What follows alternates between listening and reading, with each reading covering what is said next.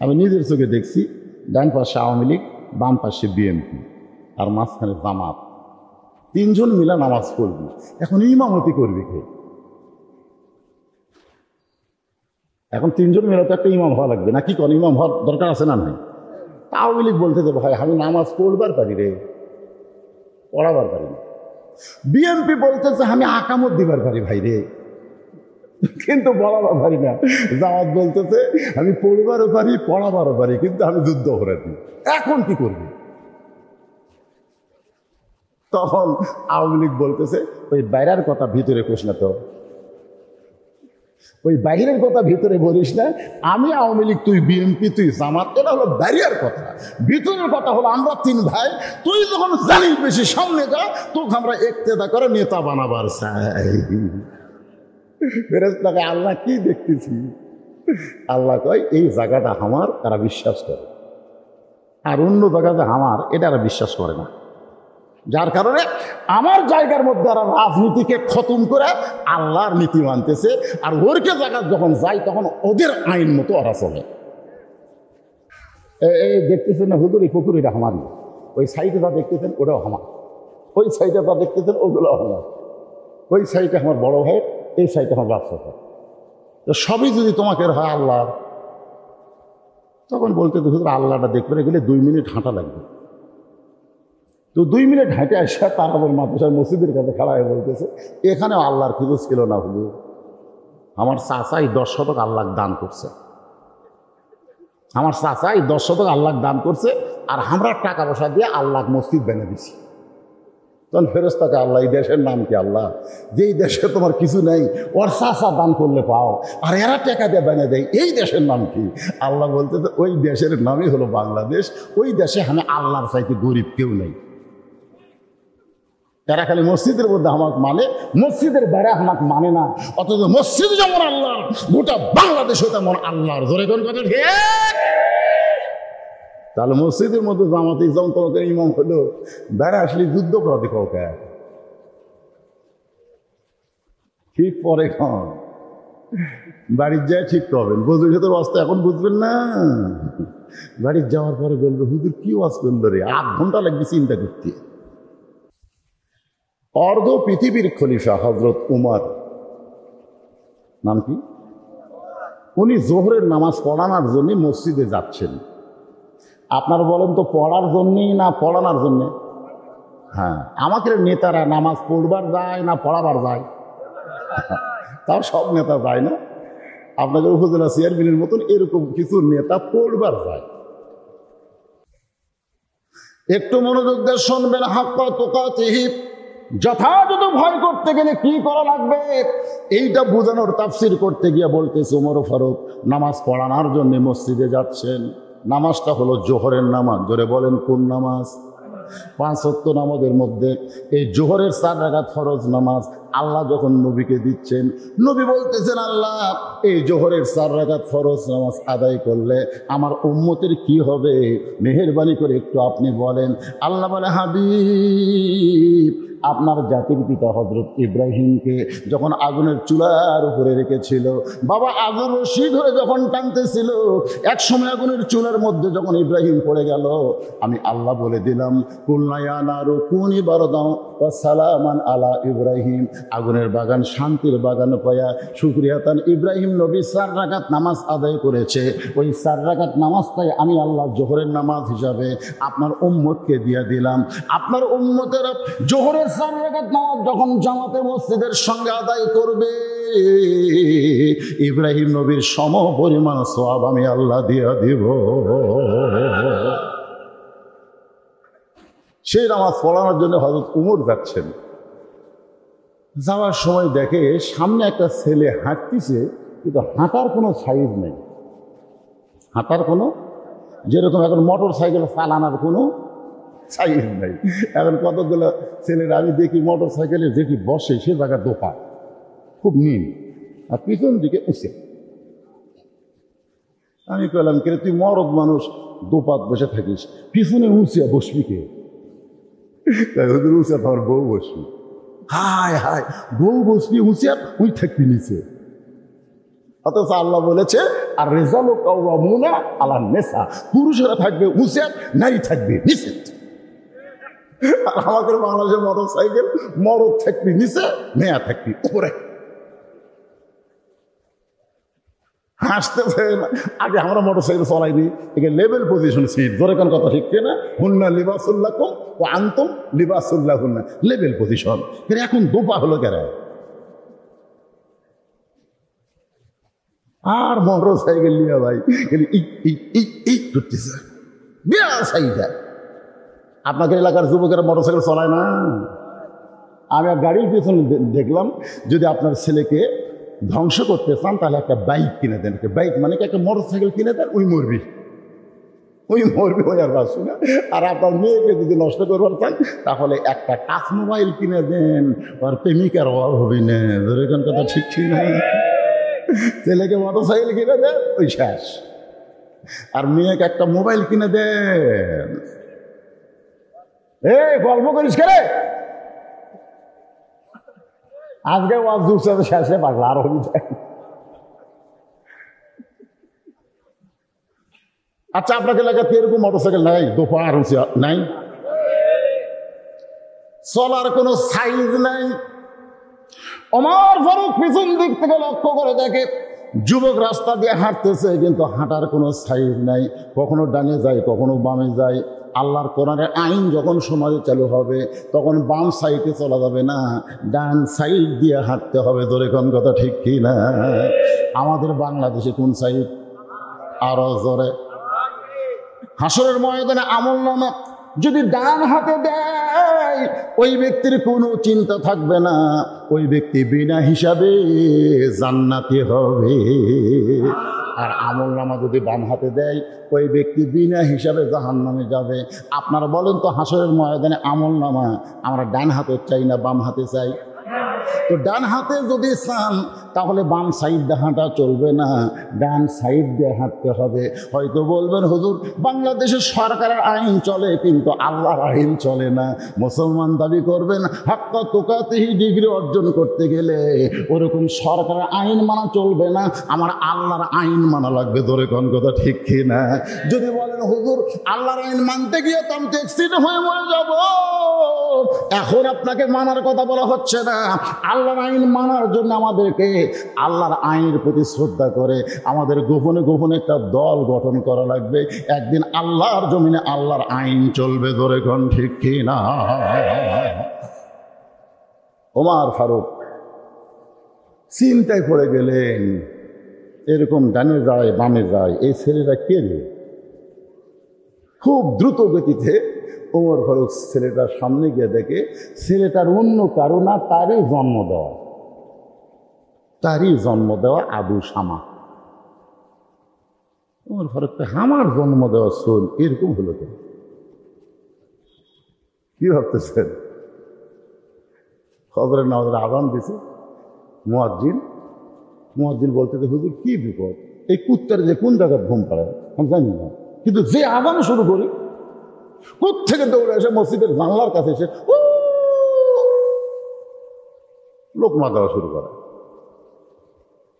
তো হুজুর আমার দোষ কি? আযান দিলে কুত্তারা লোকমা দেখে। আমি তখন বললাম, ভাই রে তোমার দোষ তো আমি খুঁজে পাচ্ছি না।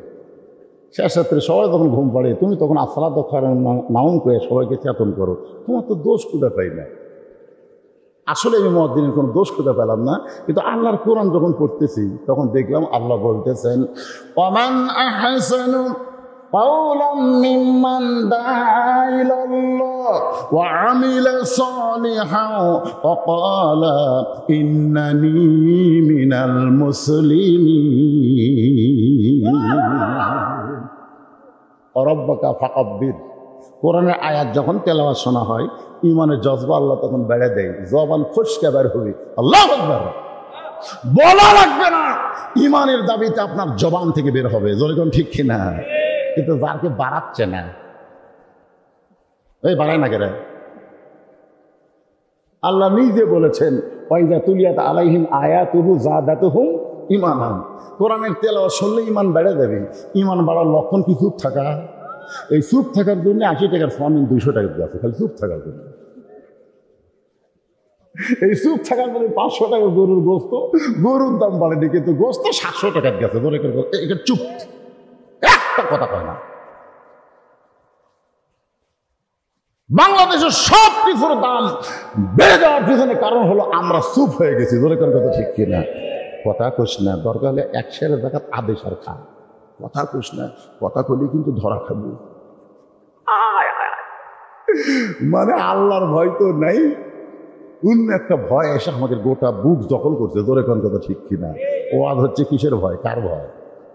আরো ধরে বলেন, কার ভয়? ওমর ফারুক তার ছেলেকে কিছু বলতে যাবেন, কেন ছেলে ডান বাম করে হাঁটতেছে, এরকম ব্যাস হয়ে হাঁটতেছে। আল্লাহ রাসূল বলেন, আসসালামু ক্বাবলাল কালাম, কোনো কথাবার্তা বলার আগেই তুমি সালাম দাও। আপনি যার সঙ্গে কথা বলবেন আগে কথা বলবেন না সালাম দিবেন। এটা কার কথা? আল্লাহ রাসূল বলেছেন, আসসালামু ক্বাবলাল কালাম। যদি কোনো অতিথি এসে আপনাদের বলে, আজকের মাহফিলের সম্মানিত সভাপতি, আজকের মাহফিলের সহসভাপতি, আজকের মাহফিলের বিশেষ অতিথি, আজকের মাহফিলের প্রধান বক্তা, আমার সামনে যারা বসে আছেন সবাইকে লক্ষ্য করে আমার সালাম, আসসালামু আলাইকুম। ফেরেশতা কয়, আল্লাহ নবী করলো কি আর ই করলো কি? আল্লাহ নবী কইছে কোনো কথাই বলা যাবে না, আগে সালাম দিয়ে তারপরে কথা বলা লাগবে। আগে সভাপতি সহসভাপতি বহু কিছু কইয়া তারপরে সালাম দিচ্ছে, এটা হবি? আল্লাহ বলতেছে কেমনে হয়? আমার নবী যে নিয়ম শিখা দিয়েছে সেই নিয়ম বাদ দিয়ে অন্য কোনো নিয়ম চলবে না। মাতা কুমুর রাসূলু ফাখুযুহু ওয়া মা নাহাকুম আনহু ফান্তাহু। আমার নবী যেটা করেছেন সেটা করা লাগবে। ধরে কোন কথা ঠিক কথা কন না কেন?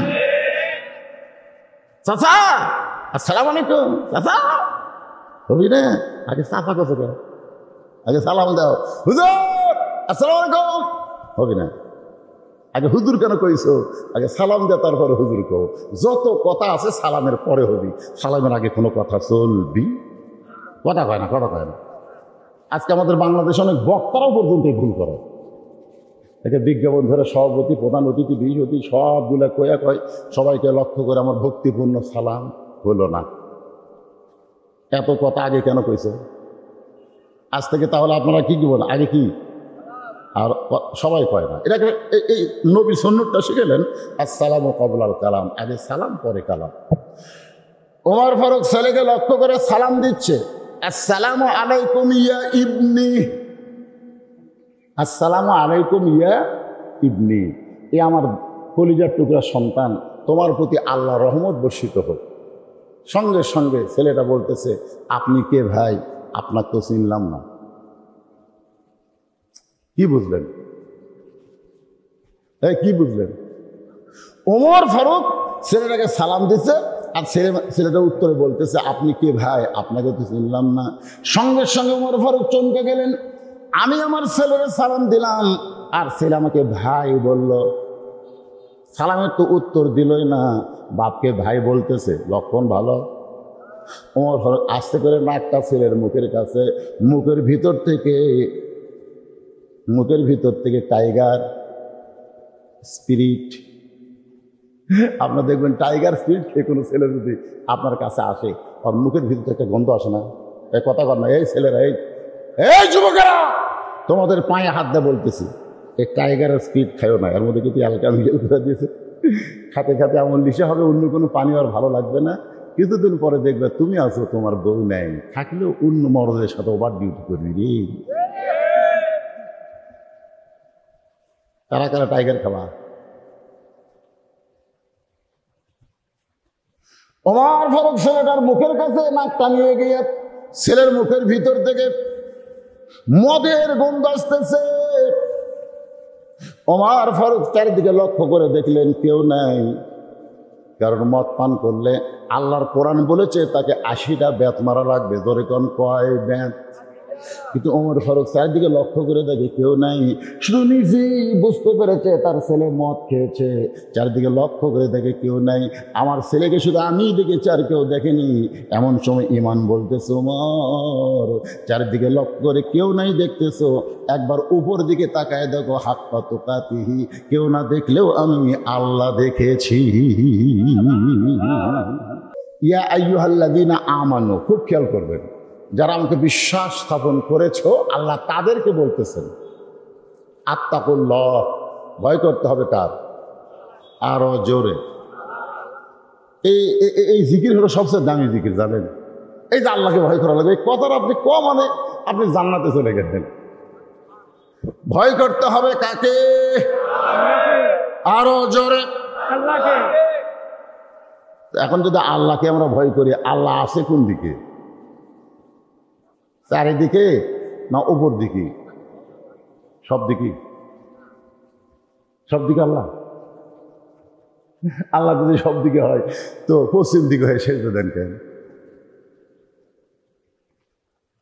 আরে চারিদিকে আছে পুলিশ, র্যাব, বর্তমান সরকারের ক্যাডার চারিদিকে দাঁড়িয়ে আছে। আমি চিন্তা করতেছি যে হারে সব খাড়া হয়ে আছে রে, আমি কোন দিকে তাকে ওয়াজ করবো রে? যদি আমি আল্লাহর দিকে তাকে কোরআনের হক কথা ওয়াজ করি তাহলে পুলিশ ধরবি রে। এখন আমি কি করি রে? তখন আমার ইমান বলতেছে পুলিশের ধরার চিন্তা করিস না হুজুর, আজরাইল ধরার চিন্তা কর। আজরাইল ধরার চিন্তা কর। পুলিশ ধরলে ছাড়ার সম্ভাবনা আছে, কিন্তু আজরাইল ধরলে কিন্তু আর ছাড়বি না হুজুর। তো আপনারা যারা এখানে বসে আছেন, আপনারা কোন ধরার চিন্তায় আছেন? আজরাইল ধরা না পুলিশ ধরা? এখানে অন্তর থেকে এটা আমার সামনে বসতে কি করে, কি মোবাইলে কি হয়েছে? এই বাচ্চাকের হাতে বুঝলেন, এখন স্বয়ং জিবরাইল এসেও যদি ওয়াজ করে। আমি তো একটা তুই বক্তা, স্বয়ং জিবরাইলকেও আল্লাহ যদি মানব স্রোতে বক্তা করে পাঠায়, জিবরাইল ওয়াজ দিয়েও এই যুবকদেরকে ভালো করার কোনো সম্ভাবনা নাই যাদের হাতে মোবাইল গেছে। জোরে কোন কথা ঠিক কেন? এরকম ভালো করার কোনো সম্ভাবনাই নাই। কি কথা রে বারে? হাই স্কুলের মাঠ ফাঁকা, কলেজের মাঠ ফাঁকা। আগে তাও ফুটবল খেলতো, ক্রিকেট খেলতো, কেড়ে সব ছেলেগুলো গেল কোথায়? দেখবার যদি যান গাছতলার যান, গাছতলার যায় দেখি সব মোনাজাত করতেছে, এইভাবে মোবাইলে মোনাজাত করতেছে। এই সমস্ত যুবকদেরকে ভালো করতে গেলে জিবরাইলের ওয়াজ দেওয়া হবে না, স্বয়ং আল্লাহর কোরআনের আইন বাংলাদেশে প্রতিষ্ঠা করা লাগবে। জোরে কোন কথা ঠিক? যদি এই যুবকগুলো ভালো করবার চান, ওয়াজ দিয়ে এরকম ভালো করা যাবে না। এরকম ভালো করার গেলে আল্লাহর কোরআনের আইন লাগবে ভাই। তাছাড়া মন খারাপ করছেন বাবা, কালো মানুষের দিকে তাকা থাকলে মোবাইলের কি দেখি? এইগুলো কি জন্য যাচ্ছে? এগুলো আসার কারণ হলো আমার ওয়াজ শুধু আপনারাই, এই তারাজুল মাদ্রাসার ফিল্ডের মানুষ না, গোটা বাংলাদেশে যত বাংলা, গোটা পৃথিবীতে যত বাংলা ভাষী আছে সবাই লাইভের মাধ্যমে দেখতেছে। জোরে খান কথা ঠিক কিনা? হ্যাঁ, অনেক ওয়াজ শেষ হওয়ার পরে দেখি 1 লক্ষ ভিউ হয়ে গেছে, মানে 1 লক্ষ লোক দেখছে। সৌদি আরব থেকে মোবাইল করে বলতেছে হুজুর আজকে তো ভালোই সাঁটালেন। দুবাই থেকে বলতেছে, বললাম তোর বাড়ি কোথায়? বলে আমার বাড়ি নশদপুর। বাড়ি নশদপুর হোক, কিন্তু ওয়াজ শুনলাম দুবাই থেকে। তাহলে এই যন্ত্র গেলে কি এমনি? আপনারা এগুলো দেখে বিরক্ত হন, বিরক্ত হয়েন না। এই ইউটিউব আগে গান বাজনা দিয়ে ভরা ছিল, এখন আল্লাহর কোরআনের তাফসীর দিয়ে ভরা। ধরে কোন কথা ঠিক?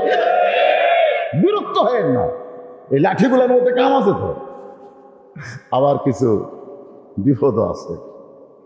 আমার ওয়াজ সরাসরি তো খালি ভালো মানুষও শুনতেছে না, 2-1 পর আবার আমার বেড়ি লাগানোর চিন্তা করতেছে। ধরে কর কথা ঠিক কিনা? কিন্তু ডাইরেক্ট মারতেছে।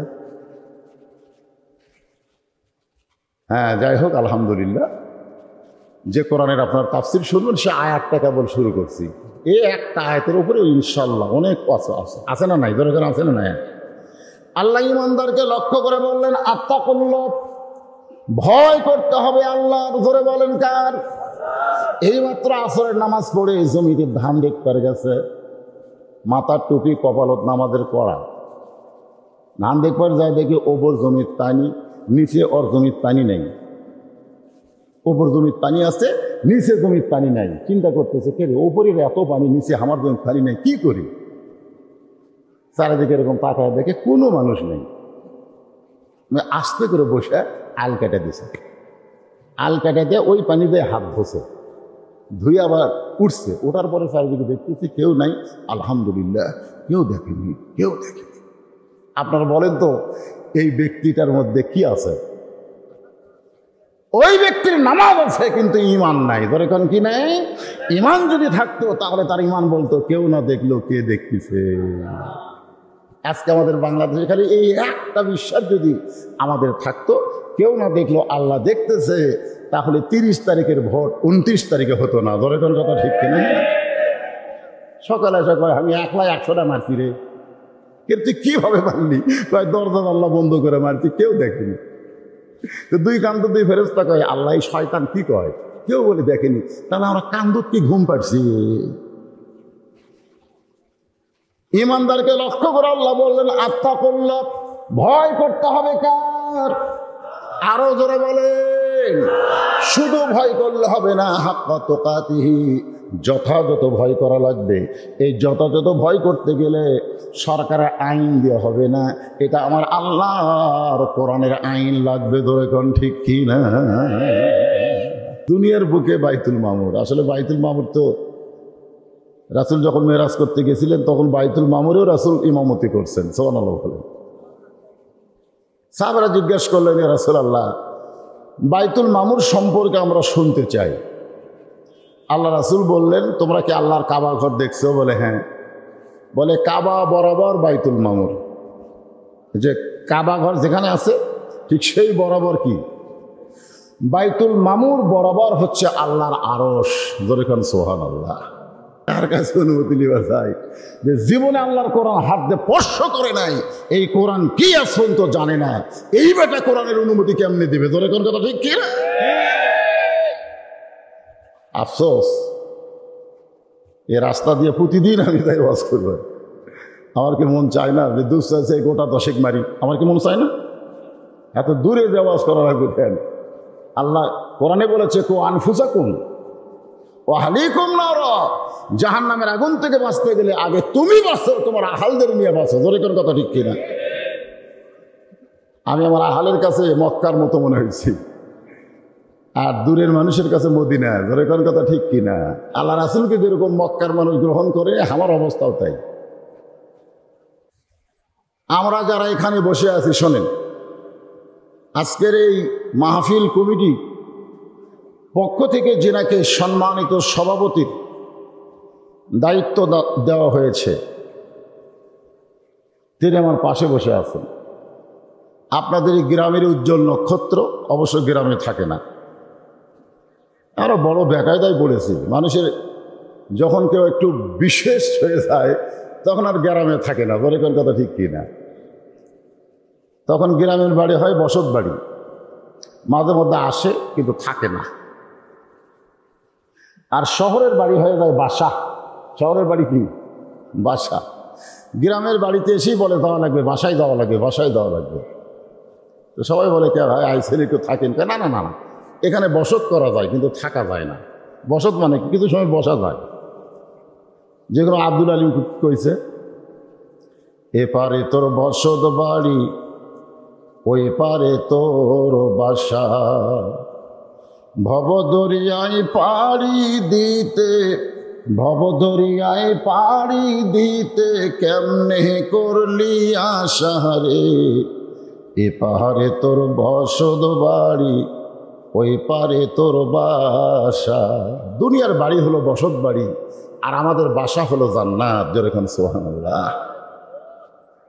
আজকের এই মাহফিলের রাসূল বলেছেন যে আমার উম্মতের জন্য আল্লাহ একটা বিশেষ রহমত, সেটা হলো কি, যে মরার আগে যে ভিতরে গড়গড়ি শুরু হয় না, মৃত্যুর আগে যে গড়গড়ি শুরু হয়, এই গড়গড়ি শুরু হওয়ার আগেও যদি আমার কোনো উম্মত আল্লাহর কাছে তওবা করে, আল্লাহ তার চোখের সামান্য পানির উসিলায় জীবনের সব গুনাহ, তাহলে আমাদের তো এখনো সুযোগ আছে। দরকার আছে না নাই? এই সুযোগটা আমরা কাজে লাগাবো ইনশাআল্লাহ। আমার সামনে যারা বসে আছেন, মন খারাপ? মন খারাপ? হ্যাঁ, বসারও কিন্তু একটা সাইজ আছে। সাইজ নাই? একটা হলো সাইজের বসা, একটা হলো বেয়া সাইজের বসা। কারণ শ্রোতাদের মধ্যে একদল শ্রোতা হলো আলগা শ্রোতা। ধরে কোন কি শ্রোতা? আলগা। আপনারা তো আমার ভাষা বুঝবেন, কারণ একই জায়গাতে বাড়ি। আলগা শ্রোতার চরিত্র হলো এরা মাগরিবের নামাজও পড়েনি, এশার নামাজও পড়েনি, ফজরের নামাজও পড়বে না বলে নিয়ত করছে। মানে এরা নামাজ পড়ে না, ওয়াজও শোনে। এই সকল আলগাছতার চরিত্র হলো এরা বক্তার আকর্ষণে আসে, আল্লাহর কোরআনের আকর্ষণে আসে না। আসে কার আকর্ষণে? আগে শোনে কোন বক্তা আসতেছে, বলে অমুক বক্তাকে আমরা ওয়াজ করে ঠিকই সাথে না। আবার যদি শোনে অমুক বক্তা আসতেছে, চলো যাই। এই আলগাছতা এরা ওয়াজের মাহফিলে ডাবে বসে না, একটু আলোক হয়ে থাকে। ওয়াজ যদি সাথে তো ডাবে, না সাথে চল যাই, ওয়াজ করতে চাই, হচ্ছে না। এরা হলো কি শ্রোতা? কথা কয় না, কি শ্রোতা? আর একদল শ্রোতা হলো ডাবা শ্রোতা। এরা মাগরিবের নামাজও পড়েছে, এশার নামাজও পড়েছে এবং ফজরের নামাজও পড়বে ইনশাআল্লাহ। এই ডাবা শ্রোতার চরিত্র হলো এরা বক্তার আকর্ষণে আসে না, এরা আসে আল্লাহর কোরআনের আকর্ষণে। সুবহানাল্লাহ বলে। কার আকর্ষণে? এই কোরআন থেকে তারা আলোচনা শুনতে চায়। যতক্ষণ আলোচনা হবে কোরআনের মহব্বতে এরা জান্নাতের বাগানে বসে থাকবেই। এরা হলো ডাবা শ্রোতা। এখন আপনাদের কাছে আমি জানতে চাচ্ছি, আপনারা আলগা না ডাবা? একদম এই সাইড থেকে দুটা হওয়া যাবে, দুটা হওয়া যাবে। আপনারা দুটা হওয়া যাবে? দুটা তো হওয়া যাবে না। এখন ফকির বলছে মা চারটা ভিক্ষা দাও, বাড়িয়ারি বলতেছে ফকির বাবাজি তোমাকে ভিক্ষা দেব না। তো ফকির বলে কি দিবা? বলে তোমাকে খাবার দিব। ফকির ভিক্ষা চাই, যদি খাবার দাওয়াত পায় ফকিরের মোশান বাড়ে না কমে? এখন ফকির বলতেছে মা কি খাবার দিবা? তো বাড়িয়ারি বলতেছে ইলিশ মাছ পান্তা ভাত। ইলিশ মাছ পান্তা ভাত আর মুরগির গোস্ত গরম ভাত, তুমি কোনটা খাবা কও? ফকির এখন চিন্তা পড়ে গেছে, কোনটা ছাড়ি কোনটা ধরি, কোনটা ছাড়ি কোনটা ধরি। বাড়িয়েছিল এ ফকির বেটা কোনটা খাবা কও? ফকির বলতেছে এও মানে কি?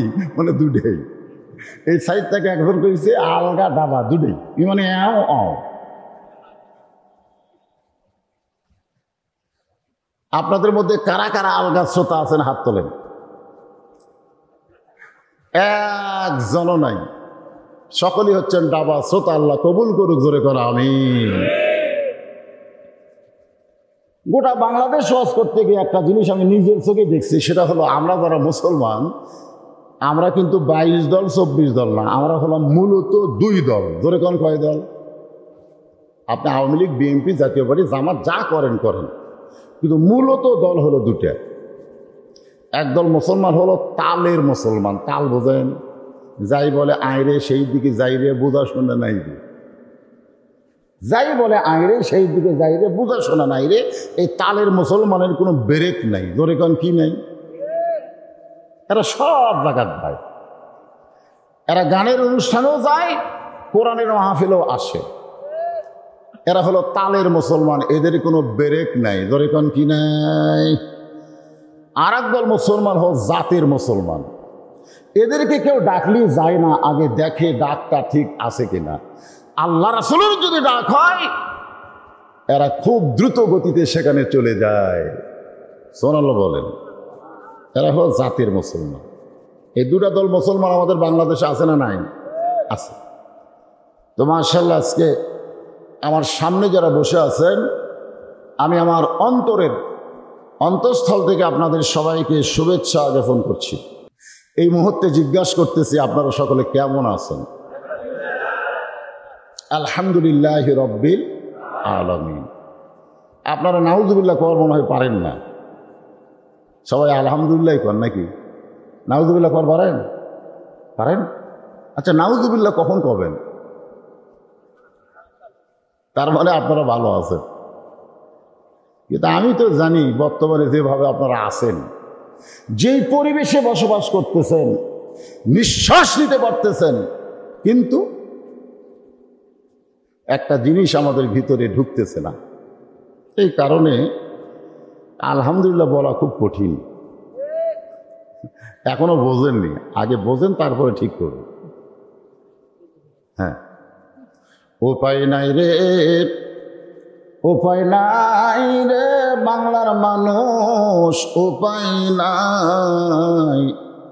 আলহামদুলিল্লাহ বলা ছাড়া উপায় নাই। যে অবস্থায় থাকে না কেন, বিশেষ করে এই মুহূর্তে আমরা এমন একটা জায়গায় বসে আছি যে জায়গাকে বলা হয়েছে জান্নাতের বাগান। সুবহানাল্লাহ কয় না? জান্নাতের বাগানে যে আল্লাহ আমাদেরকে বসাইছে, আমরা কি আল্লাহর উপর আপাতত খুশি না বেজার? তাহলে জবান করে সমস্বরে সকলে বলবো রব্বানা লাকাল হামদ। সবাই বলেন রব্বানা লাকাল হামদ হামদান কাসীরান তাইয়িবান মুবারাকান ফীহি। আমরা প্রশংসা করলাম কার? এখন যদি প্রশ্ন করা হয় কেন করলাম, কেন করলাম? এমনি এমনি আল্লাহর প্রশংসা করার কারণ হলো আমাদের আল্লাহ কিন্তু নিরপেক্ষ নয়। অনেকে বলে আমি নিরপেক্ষ, বলে না? আমি কোনো পক্ষে নাই ভাই, আমি নিরপেক্ষ। এই কথা বলা ইসলামে জায়েজ নাই। যদিও জায়েজ নাই, তারপরে 50 বছর পরে, স্বাধীনতার 50 বছর পরে বাংলাদেশ একটা নিরপেক্ষ চেয়ারম্যান পাচ্ছে। কি পক্ষ চেয়ারম্যান? একটা চেয়ারম্যান নিরপেক্ষ, ওই পুরুষও না নারীও না, ওই হলো হিজড়া। ধরে এখন কথা ঠিক কিনা? তাহলে নিরপেক্ষ বলে আপনারা কি বুঝলেন? কথা কয় না, কথা কর না কেন? নিরপেক্ষ মানে হিজড়া, ওই পুরুষও না নারীও না, এটা হলো নিরপেক্ষ। আমার আল্লাহ কিন্তু নিরপেক্ষ নয়। আল্লাহ কোরআনে বললেন ওয়ামাইয়াবতাগি গায়রাল ইসলাম দীনান ফালাই ইউকবালা মিনহু। ইসলাম ছাড়া অন্য কোনো ধর্ম কেউ যদি গ্রহণ করে, আল্লাহ বলেছেন লা ইউকবালা মিনহু, সেইটা কবুল করা হবে না। এ কথার দ্বারা আল্লাহ বুঝাইলেন আমি আল্লাহ নিরপেক্ষ নই, আমি হলাম মুসলমানের পক্ষে। জোরেকার কথা ঠিক? এখন চিন্তা করেন আল্লাহর প্রশংসা কেন করব? যে আল্লাহ ইচ্ছা করলে আমাদের হিন্দুর ঘরে পাঠাবার পারতেন, পারতেন না? আমাদের এলাকার কিছু চৌকিদার ওই দুর্গা পূজার সময় হিন্দুদের মূর্তি পাহারা দিল আমার এলাকায়। এখন আপনার এলাকার চৌকিদার কি করছে আপনারা ভালো না। আমি এক চৌকিদারকে বললাম, ভাই কয়দিন পাহারা দিল? হুজুর আমরা মূর্তি পাহারা দিতে খালি আপনাদের জন্য। আমি বললাম আমাদের জন্য কেন? বলে হুজুর এই জন্যই পাহারা দিয়ে, কেউ যদি মূর্তি ভাঙে সরাসরি দোষ হবে আপনাকে। এখন যাই ভাঙুক দোষ আপনাকে হবে, এই জন্য আমরা পাহারা দিচ্ছি, কেউ যেন না ভাঙে। আমি বললাম ঠিক আছে, কি বুঝলে? তখন বলে হুজুর আমরা পাহারা দিবে দেয়, বুঝি বা না বুঝি খাসি। আমরা কিন্তু বুঝবার না পারলে আমরা খুব খাসি। কি খাসো? বলে ওদের সামনে যে ভোগ দেওয়া যায়, খাবার দেওয়া যায়, ওরা তো গেলে হাত লে খাড়ায় পায়, এ খাবার পারে না, ওই খাওয়াটা আমরা খাই। চৌকিদারকে বললাম এই বুঝ কি তোমাদের হয়েছে? আর কোনো বুঝ হয় নাই? বলে হুজুর মারাত্মক একটা বুঝ আছে। এক চৌকিদার আমার কানে কানে বলতে, হুজুর যার 10 হাত, যেরকম কয় হাত, যার 10 হাত তার সামনে খাবার দিয়ে গেছে, ভোগ দিয়ে গেছে। আমরা একটু অলস হয়ে গেছি, সারাদিন জাগা তো, একটু ঘুম ধরছে। হঠাৎ ঘুম থেকে উঠে দেখি একটা কুত্তা খাচ্ছে, কুত্তে ওই ভোগ কুত্তা খাচ্ছে, ওই হাতলা খাড়ায় আছে, কিছুই ধরে পাচ্ছে। আমরা চিন্তা করলাম কে যার এতগুলো হাত কুত্তা খেতে আবার পারে না, তাকে সে তোরা নমো নমো নমো নমো করিস। আল্লাহ ইচ্ছা করলে ওই হিন্দু ধর্মের মধ্যে আমাদেরকে পাঠাবার পারতেন। জোরে করে কথা ঠিক? আল্লাহ ইচ্ছা করলে ইহুদি খ্রিস্টান বৌদ্ধদের ঘরে আমাদের পাঠাবার পারতেন, কিন্তু আল্লাহ সেই ইচ্ছা না করে সরাসরি আমাদেরকে মুসলমানের ঘরে কবুল করলেন। এজন্য খুশি না বেজার? তাহলে জবান খুলে আর একবার বলি আলহামদুলিল্লাহ। আমরা আল্লাহর প্রশংসা আর একটা কারণে করব। এই প্রশংসা করার আগে আমি একটা গান গাই, আপনারা শুনবেন তারপরে চিন্তা করবেন। গাবো? মনের ঘরে তালা দিয়া চাবি নিয়া আসেন সাই, আমি অধম সভ্য কি তার হুকুম ছাড়া বাইরে যাই, হুকুম ছাড়া বাইরে যাই। আমার দুই কান্দে দুই মোহরি, লেখিতেছেন ডায়েরি, দলিল দেখে রায় দিবে, টাকা পয়সার নাই কারবার। সবাই বলেন আছেন আমার মুক্তার, আছেন আমার বারিস্টার।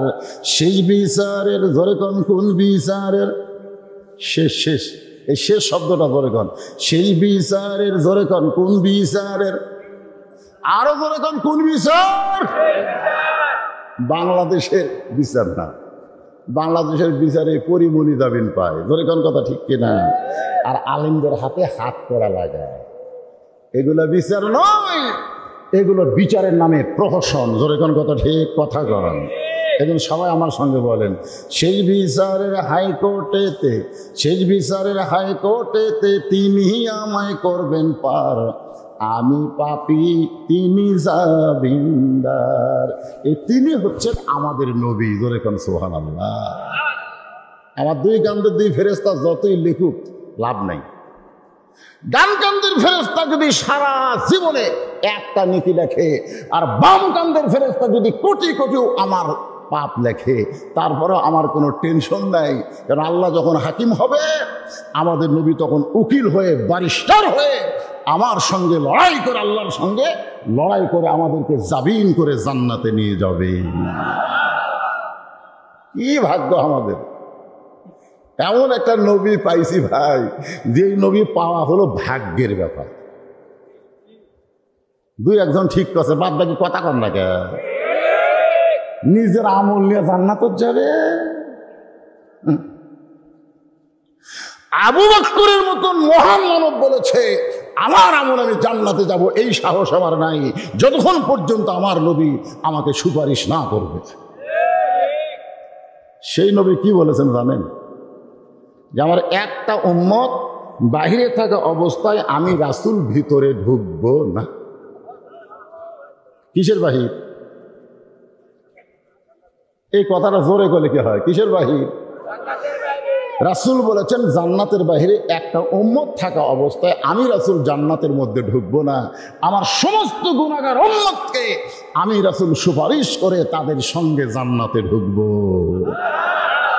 এমন একটা নবীর উম্মত হওয়াতে খুশি না বেজার? তাহলে জবান খুলে আরেকবার বলি আলহামদুলিল্লাহ। আল্লাহর প্রশংসা করার আর একটা কারণ হলো, আপনারা যে কোরআন থেকে তাফসির শুনবেন, শুনবেন না? শুনবেন? আচ্ছা, এই কোরআনের মধ্যে কিন্তু ধোঁকা নাই। জোরে কোন কি নাই? আরো জোরে যারা বলতেছেন না, যারা বলতেছেন ধোঁকা নাই, সঙ্গে সঙ্গে ডান কান্দের ফেরেশতা 100টা নিকি লিখলো। আর যারা জবান বন্ধ করে আছে, বাম কান্দের ফেরেশতাও লিখতে পারতেছে না। আল্লাহ কয় কে রে, খবর কি? ডান কান্দের ফেরেশতাকে আল্লাহ ধোঁকা নাই কোয়ার সঙ্গে সঙ্গে 100 নিকি লিখছে আল্লাহ। কিন্তু যারা জবান বন্ধ করে আছে, এরকে কি লিখবে? কেন এরা তো কথা কয় না, কথা না শুনলে তো আমরা লিখতে পারতেছি না। আল্লাহ তখন বাম কান্দের ফেরেশতাকে বলে লেখ। ফেরেশতাকে আল্লাহ আমি তো শুনিনি, লেখমো কি? আল্লাহ বলতেছে লেখ বোবা শয়তান। জোরে কর কি শয়তান? এই কোরআনে কোনো ভেজাল, এই কোরআনে কোনো গোজামিল।